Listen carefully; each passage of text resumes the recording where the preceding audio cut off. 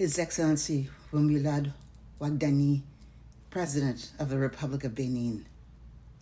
Your Excellency, on behalf of the Royal Palace of the African Diaspora and the countless sons and daughters of Africa dispersed throughout the world, I extend my sincere congratulations on your election as President of the Republic of Benin. The confidence placed in you by the Beninese people is both an honor and a sacred responsibility. I offer my prayers and best wishes for wisdom, courage, good health, discernment, as you prepare to guide the nation into a new chapter of its history. May your administration strengthen the foundations of peace, prosperity, dignity, and unity for all who call Benin home. As one who has devoted much of her life's work to strengthening the bonds between Africa and her diaspora, I write not only to celebrate your achievement, but also in anticipation of opportunities that lie before us.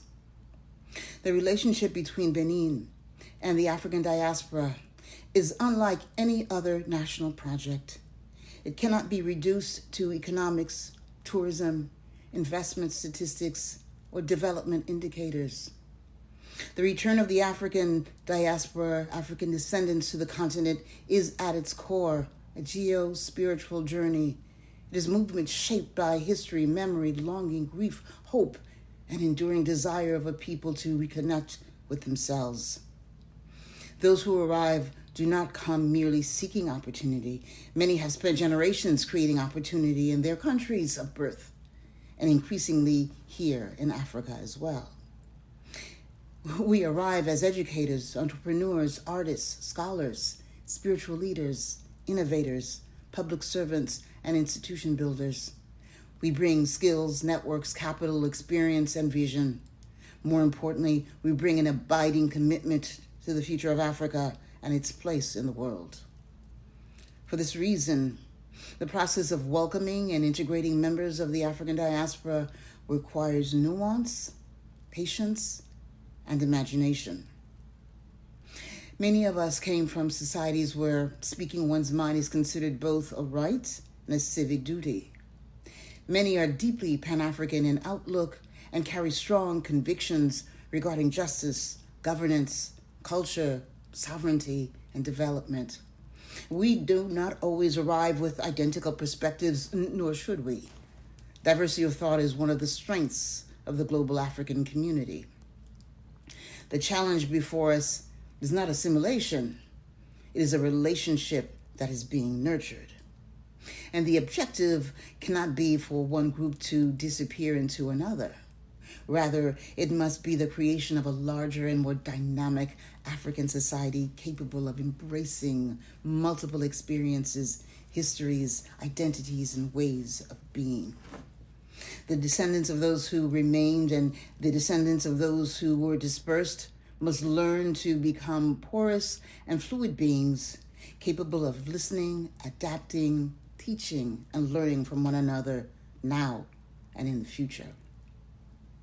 And viewed through this lens, repatriation becomes far more than a demographic or economic initiative. It is above all an exercise in nation building and social imagination.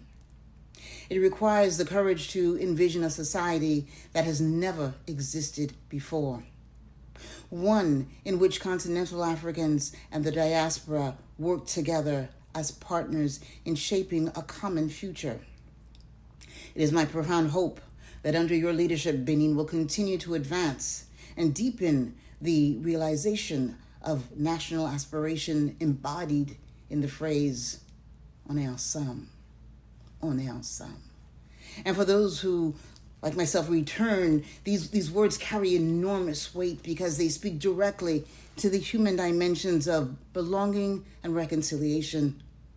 We arrive with our hearts open, sometimes too open. We arrive carrying both pride and vulnerability. We arrive seeking belonging, contribution, and purpose. We arrive with histories that have not always been understood and wounds that have not yet healed. We are more than open wallets. We are more than investors. We are more than tourists.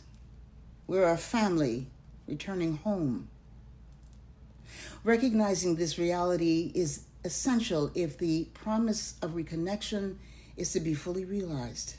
Because the work before us requires public policy, certainly, but it also requires empathy, trust, and shared commitment to building institutions that enable all Africans to flourish together. As president, you will rightly be regarded as the father of the nation. Yet among the diaspora are many who are elders in age, experience, and service.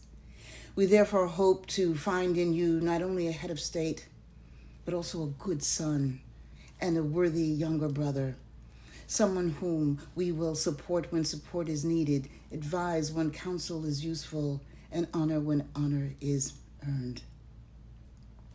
Such relationships are deeply rooted in African traditions of kinship and mutual education and obligation. They remind us that leadership is not merely a matter of authority, it is also a responsibility to steward relationships. And animated by this spirit of partnership, the African diaspora stands ready to work alongside your administration in the ongoing project of building a stronger Benin, a stronger Africa, and a more connected global family. The bonds that unite Benin and the diaspora are ancient, profound, and beautifully complex. In Haiti, the spirit of resistance that animated Toussaint Louverture and Jean-Jacques Dessalines emerged from cultural foundations carried across the Atlantic by Africans, many of whom came from the Bight of Benin. In Brazil, the legacy of Dahomean and Yoruba people helped shape the religious, artistic, and civic traditions of Bahia, where memories of Africa endured across generations. In Trinidad and Tobago, Louisiana, and throughout the Americas, echoes of the spiritual systems, languages, music, and social institutions of this region survived against extraordinary odds. The history of Benin, therefore, does not end at its borders. It lives in the hearts and customs and aspirations of millions throughout the world. As one herself who descended through my paternal great-grandmother, Grand Illuminade, and Agojé from the kingdom of Dahomey, I grew up hearing the names of Glele, Gezo, and Berzin spoken with reverence. I hope that one day I will be able to speak to my great-grandchildren not only of these great kings and the powerful Pojitos and the wisdom of the traditional chieftaincy, but also the builders of modern Benin. President Nisofor Soglo, President Yayi Boni, President Patrice Talon, and now yourself. This isn't merely my hope alone. It is, in many respects, the hope of the diaspora, that future generations will look upon your stewardship as a source of inspiration for Beninese youth, for the region, and for Africans throughout the world.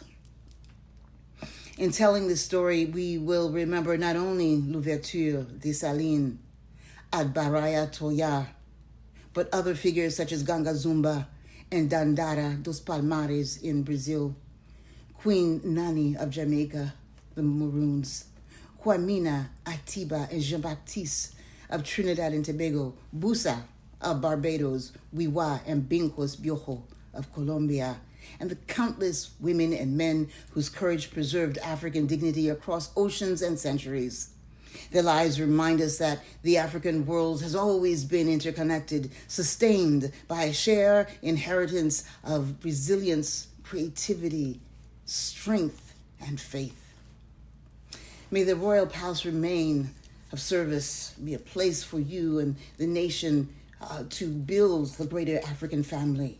We offer you our prayers of success, and we invoke the blessings of many ancestors, many of whose shoulders that we stand on. May they guide your decisions and strengthen your resolve and illuminate the path ahead. Together, we envision a future of mutual prosperity, cultural exchange, conviviality, spiritual peace, and enduring love between brothers and sisters, mothers and fathers across the diaspora and the continent. In that spirit, we remain united in hope, confident that the bonds between Benin and the global African community will grow stronger in that light, harmony, and shared purpose. May your tenure be marked by wisdom, integrity, courage, and vision. Please accept, Your Excellency, the assurances of my highest consideration and enduring esteem. Her Royal Majesty Queen Mother Dr. Dowiti Désir, La Reine Mère Saint-Méveau, Queen Mother of the African Diaspora. Aibopo.